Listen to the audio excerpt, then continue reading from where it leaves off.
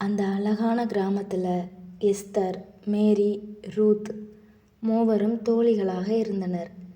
Esther எப்போதும் தன் அழகை கண்ணாடி முன்னின்று ரசிப்பவளாக இருந்தாள். மேரி பொறுமையுள்ளவளாக இருந்தாள். ரூத் அன்பு நிறைந்தவளாகவும் மற்றவரை நேசிப்பவளாகவும் இருந்தாள். மூவரும் எப்பொழுதும் ஒன்றாக சேர்ந்து இருப்பார்கள். ஆனால் ரூத் கருப்பு நிறமாக இருப்பதால் எஸ்தர் எப்பொழுதும் அவளை சற்று புறக்கணிப்பவளாகவும் அவள் மீது அன்பு இல்லாதவளாகவும் நடந்து கொள்வாள்.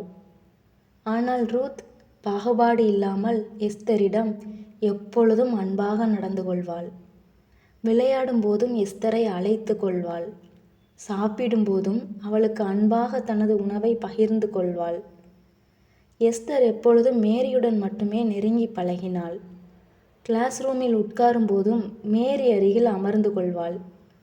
அன்று வகுப்பறையில் முதல் மதிப்பெண்கள் பெற்ற மேரி மற்றும் ரூத் இருவருக்கும் கிளாஸ் டீச்சர் ரேங்க் அட்டை கொடுத்தார்.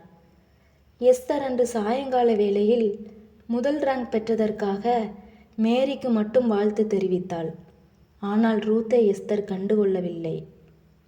அன்றைக்கு எஸ்தரின் பிறந்த நாள் என்பதால் எஸ்தருக்கு தெரியாமல் ரூத் மற்றும் மேரி இருவரும் கடைவீதிக்கு சென்று எஸ்தருக்கு கிஃப்ட் வாங்கினார்கள். எஸ்தர் மற்றும் மேரியை ரூத் தனது வீட்டிற்கு அழைத்திருந்தாள்.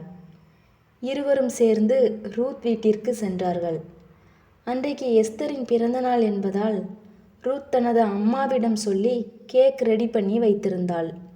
இதை கண்ட எஸ்தருக்கு மனதிற்குள் நெருடல் ஏற்பட்டது. ரூத்தை நான் கண்டுகொள்வதில்லை, ஆனால் அவள் என் மீது எப்பொழுதும் அன்புள்ளவளாகவே நடந்து கொள்கிறாள் என்று மனதிற்குள் மனஸ்தாபப்பட்டு வருந்தினாள். இனி யாரிடமும் கடினமாக நடந்து கொள்ளக்கூடாது, அன்பாக இருக்க வேண்டும் என்று மனதிற்குள் முடிவெடுத்தாள். மூவரும் சேர்ந்து கேக் வெட்டி மகிழ்ந்தனர். ரூத் தான் வாங்கி வைத்திருந்த பேனாக்களை எஸ்தருக்கு பரிசாக வழங்கினாள். அன்று இரவு மூவரும் அன்பான தோழிகளாக ஒன்றாக அமர்ந்து சாப்பிட்டு மகிழ்ந்தனர். உன்னிடத்தில் நீ அன்பு கூறுவது போல பிறனிடத்திலும் அன்பு கூறுவாயாக. இந்த வசனம் எந்தெந்த வேத பகுதியில், எந்தெந்த அதிகாரத்தில், எத்தனை முறை வேதாகமத்தில் இடம்பெற்றுள்ளது என்பது தெரிந்தால் கமெண்ட் செக்ஷனில் பதிவிடவும்.